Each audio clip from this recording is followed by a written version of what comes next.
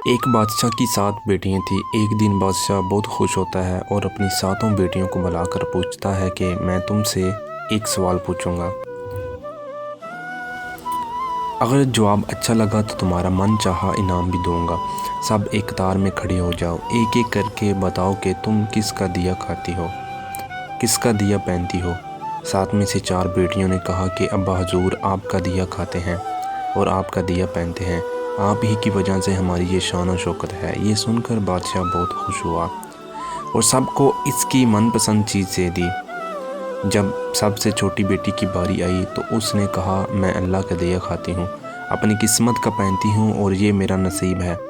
بادشاہ یہ سنتے ہی آگ بگولا ہو گیا، کہنے لگا اے کم بخت، تو نے میری ناشکری کی ہے، تجھے اس کی سزا ضرور ملے گی۔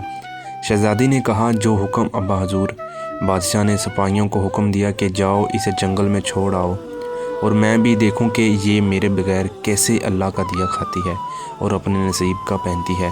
شہزادی سے تمام زیورات واپس لے لیے گئے اور خستہ حال کپڑوں میں بغیر کسی ساز و سامان کے بادشاہ کے حکم کے مطابق جنگل میں تنہا چھوڑ دیا گیا۔ لیکن شہزادی بہت مطمئن تھی اور توکل اللہ تھی کہ جو اس نے رزق اور عیش و عشرت میرے نصیب میں لکھی ہے وہ مجھے ضرور ملے گی۔ سب سپاہی شہزادی کو چھوڑ کر واپس چلے گئے۔ شہزادی جنگل کو دیکھنے لگی، چاروں طرف درخت ہی درخت تھے اور دوپہر سے شام ہونے والی تھی کہ شہزادی نے سوچا کیوں نہ کچھ لکڑیاں جمع کر لوں تاکہ رات کو آگ جلاؤں، پھر کوئی جنگلی جانور پاس نہیں آئے گا۔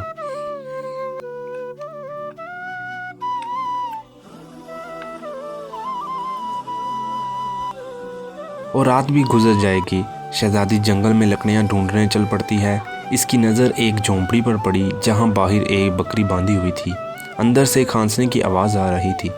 پہلے تو شہزادی بہت حیران ہوئی کہ اتنی ویران جگہ پر جھونپڑی، جب وہ جھونپڑی کے اندر داخل ہوتی ہے کہ کیا دیکھتی ہے کہ ایک بوڑھا ضعیف ایک چارپائی پہ لیٹا ہے اور کھانسے کھانسے پانی پانی پکار رہا ہے۔ شہزادی ادھر ادھر دیکھتی ہے تو کونے میں ایک پانی کا گڑھا پڑا ہوتا ہے۔ وہ گلاس میں پانی بھر کر بوڑھے ضعیف کو پلاتی ہے۔ جھونپڑی کی صاف صفائی کرتی ہے۔ اتنے میں بوڑھا ضعیف شہزادی سے پوچھتا ہے کہ بیٹی تم کون ہو؟ اتنے بڑے جنگل میں تم اکیلی کیا کر رہی ہو؟ تب شہزادی اسے بتاتی ہے کہ وہ یہاں تک کیسے پہنچی۔ بوڑھا ضعیف اسے جھونپڑی میں رکنے کا بولتا ہے اور کہتا ہے کہ میں شہر میں کام کرتا ہوں، صبح شہر چلا جاؤں گا، 8 دن کے بعد آؤں گا، تم یہی رہو۔ اور جھونپڑی میں کھانے کا سامان ہے اور ندی پاس ہی ہے، تم وہاں سے گھڑا بھر لیا کرنا۔ صبح کو بوڑھا ضعیف شہر چلا جاتا ہے۔ شہزادی یہاں اکیلی جھونپڑی میں سب صفائی کر کے بکری کا دودھ نکالتی ہے، آدھا اپنے لیے رکھ لیتی ہے اور آدھا باہر ایک کونے میں برتن میں ڈال کر رکھ دیتی ہے کہ رات کو کوئی جانور بھوکا یا پیاسا ہوگا تو پی لے گا، اور خود اندر آ کر سو جاتی ہے۔ صبح سویرے جب شہزادی اٹھتی ہے تو کیا دیکھتی ہے کہ دودھ کا برتن خالی اور پاس ایک لال پڑا ہے جو دیکھنے میں بہت ہی نایاب اور قیمتی معلوم ہوتا ہے۔ پاس ہی سانپ کے نشان بھی نظر آتے ہیں۔ تب شہزادی کو یاد آتا ہے کہ بچپن میں اس نے سنا تھا کہ جب کوئی نایاب سانپ بہت خوش ہوتا ہے تو ایک ایسا لال اگلتا ہے جس کی قیمت ہیرے جواہرات سے بھی مہنگی ہوتی ہے۔ شہزادی بہت حیران ہوتی ہے اور دل میں سوچتی ہے کہ شاید سانپ بھوکا تھا، اس لیے وہ دودھ پی کر خوشی میں لال چھوڑ گیا۔ پھر وہ لال اٹھا کر اپنے پاس رکھ لیتی ہے۔ پھر اگلی رات شہزادی برتن میں دودھ رکھ دیتی ہے۔ اگلی صبح جب دیکھتی ہے تو پھر ایک لال پڑا ہوتا ہے۔ ایسے ہی کرتے 7 دن گزر جاتے ہیں اور شہزادی کے پاس 7 لال جمع ہو جاتے ہیں۔ اس دن بوڑھا ضعیف بھی آ جاتا ہے۔ تب شہزادی اسے لال دکھاتی ہے اور سارا واقعہ بتاتی ہے اور بوڑھے ضعیف کو 3 لال دیتی ہے اور کہتی ہے کہ شہر جا کر یہ لال بیچ دو اور آتے وقت اپنے ساتھ محل بنانے والے مزدور لے کر آنا۔ باقی 4 لال شہزادی اپنے گلے میں مالا کے طور پر پہن لیتی ہے اور کچھ ہی مہینوں میں جنگل میں ایک عالی شان محل تیار ہو جاتا ہے جس میں بوڑھا ضعیف اور شہزادی رہنے لگتے ہیں۔ ایسا خوبصورت محل جس میں ہر رائش، نوکر، چاکر، دنیا کی تمام نعمتیں موجود ہوتی ہیں۔ شہزادی جنگل میں لکڑی کی فیکٹری لگا لیتی ہے جس میں غریب کام کرتے ہیں۔ ان کی روٹی بھی چلتی رہتی ہے اور دیکھتے ہی دیکھتے جنگل سارا شہر بن جاتا ہے۔ دور دور تک دھوم مچ جاتی ہے کہ شہزادی بہت رحم دل ہے۔ یہ خبر ایسے ہی بادشاہ تک پہنچی تو بادشاہ کے دل میں اشتیاق ہوتا ہے کہ دیکھوں تو صحیح کون سے ملک کی شہزادی ہے جس کی اتنی تعریف ہے۔ بادشاہ سپاہیوں کے ہاتھ پیغام پہنچواتا ہے۔ جب شہزادی کے سپاہی شہزادی کو آ کر بتاتے ہیں تو شہزادی یہ حکم دیتی کہ بادشاہ سلامت ایک ہی شرط پر ہم سے مل سکتے ہیں کہ وہ اپنی تمام بیٹیوں کے ساتھ آئیں۔ سپاہی جا کر بادشاہ کو پیغام دے دیتے ہیں۔ ایک دن بادشاہ اپنی تمام بیٹیوں کے ساتھ شہزادی کے محل جاتا ہے۔ شہزادی ان سب سے ملتی ہے چہرے پر نقاب کر کے۔ ان کے لیے 7 رنگ کے کھانے پیش کرتی ہے۔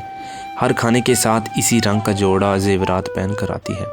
محل کی شان و شوکت، خوبصورتی اور شہزادی کا انداز بادشاہ اور باقی تمام شہزادیوں کو بہت حیرت اور متاثر کرتا ہے۔ آخر میں بادشاہ شہزادی سے کہہ ہی دیتا ہے کہ تم میری بیٹی کی جگہ پر ہو، میں بھی تمہارے کہنے پر اپنی تمام بیٹیوں کے ساتھ آیا ہوں، پھر ہم سے یہ پردہ کس لیے؟ بہت اصرار پر شہزادی کہتی ہے کہ ٹھیک ہے، میں تیار ہو کر آتی ہوں۔ سب شہزادیاں آپس میں سرگوشی کرنے لگتی ہیں، اتنی تو تیار ہے، اتنے مہنگے زیورات پہنے ہیں، اب اور کتنا تیار ہو کر آئے گی؟ اتنے میں کیا دیکھتے ہیں کہ دور سے ایک خستہ حال کپڑوں میں کوئی اور آ رہا ہے۔ غور کرنے پر بادشاہ کو یاد آتا ہے کہ یہ ابھی تک زندہ ہے، میں تو سوچتا تھا کہ اسے جنگل کے جانور کھا گئے، اور جب میں نے اپنے سپاہیوں کو اس کی خبر لینے بھیجا تھا تو تب انہوں نے یہی بتایا تھا کہ وہاں شہزادی کا کوئی نام و نشان نہیں ہے، تو یہ کیسے ممکن ہے؟ بادشاہ خوشی سے جھوم اٹھتا ہے اور کہتا ہے کہ شہزادی کو بلاؤ، میں تمہیں شہزادی سے آزاد کروا لے جاؤں گا، چاہے وہ تمہاری قیمت میں میری ساری بادشاہ مانگ لے۔ یہ سنتے ہی شہزادی بولتی ہے، نہیں ابا حضور، میں ہی وہی شہزادی ہوں، اور میں نہ کہتی تھی نا، میں اللہ کا دیا کھاتی ہوں اور اپنے نصیب کا پہنتی ہوں، بس اسی اللہ نے مجھے کہاں سے کہاں تک پہنچا دیا ہے کہ آج میں آپ سے بھی زیادہ امیر ہوں۔ پھر شہزادی اپنا تمام حال بیان کرتی ہے کہ وہ اس مقام تک کیسے آئی، اور دکھاتی ہے اپنے گلے کی مالا جس میں ابھی بھی 4 لال موجود تھے۔ یہ بات سنتے ہی تمام شہزادیاں دل میں رشک کرنے لگتی ہیں، سوچتی ہیں کہ اے کاش ہم نے بھی تب یہی کہا ہوتا، اللہ کا دیا کھاتی ہیں اور اپنے نصیب کا پہنتی ہیں۔ سٹوری سنانے کا مقصد یہی ہے کہ ہم بھی اللہ کا دیا پہنتے ہیں، اللہ کا دیا کھاتے ہیں، اپنے نصیب کا ہی کھاتے ہیں، اپنے نصیب کا ہی پہنتے ہیں۔ تو دوستو، اگر آپ اس طرح کی ویڈیو مورل سٹوریز دیکھنا چاہتے ہیں تو اس چینل کو سبسکرائب کر لیں اور یہ بات اپنے دوستوں تک لازمی شیئر کریں۔ جزاک اللہ۔